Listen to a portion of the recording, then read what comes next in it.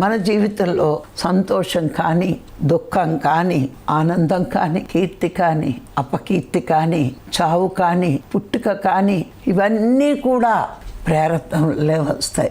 ఇది రామాయణంలో భరతుడు తండ్రి గారు చనిపోయాక రాముడు అరణ్యవాసం వెళ్ళాక వచ్చినప్పుడు చాలా దుఃఖపడ్డాడట. ఎంతో దుఃఖం వచ్చిందంట. తను లేకుండా ఇవన్నీ జరిగాయి. కులగురువు వశిష్ఠుల వారి దగ్గరికి వెళ్ళి, గురువు గారు, నాకు ఈ దుఃఖాన్ని నేను భరించలేకపోతున్నాను, ఇది మారదా, ఇలా నేనేమి చెయ్యలేనా అని అడిగినప్పుడు వశిష్ఠుల వారు చెప్తారట, నాయన, సంతోషం కానీ, దుఃఖం కానీ, చావు కానీ, పుట్టుక కానీ, కీర్తి కానీ, అపకీర్తి కానీ, ఇవన్నీ కూడా ప్రారబ్ధవశాన్నే వస్తాయి. ఇవన్నీ ప్రారబ్ధమే. నువ్వేవి దీన్ని మార్చలేవు. జరగాల్సింది జరుగుతూనే ఉంటుంది. చూడండి, రామాయణంలో చూసుకుంటే వశిష్ఠుల వారు చెప్పినవన్నీ ఎలా జరిగాయో చూద్దాం. మరి శబరి రాముణ్ణి చూడాలి అనుకుంది. చూసిందా లేదా?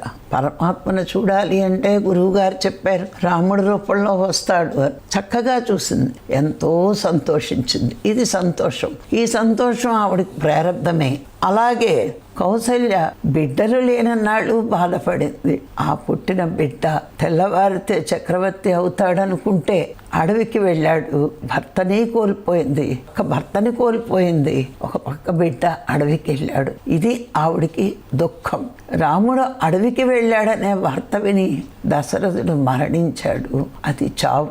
అది ప్రారబ్ధమే. అహల్యకు శాప విమోచనం కలిగించి మరో జన్మ కలిగింది. అది ప్రారబ్ధమే. ఎంతో మందికి మరి రామ కార్యంలో రాముడికి సహాయపడ్డారు రామరావణ యుద్ధంలో. కానీ కీర్తి అంతా ఆంజనేయునికి వచ్చింది.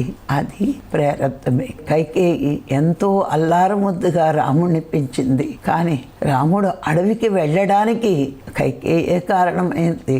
అపకీర్తి పాలైంది. ఇలా చూసుకుంటే ప్రతి వాళ్ళ జీవితంలోనే జరుగుతూ ఉంటాయి. రామాయణంలోనే మనకి ఇది ప్రారబ్ధం ఇలా ఉంటుంది అని మనకి నేర్పింది. మన జీవితాల్లో కూడా ప్రారబ్ధం ఉంటూనే ఉంటుంది.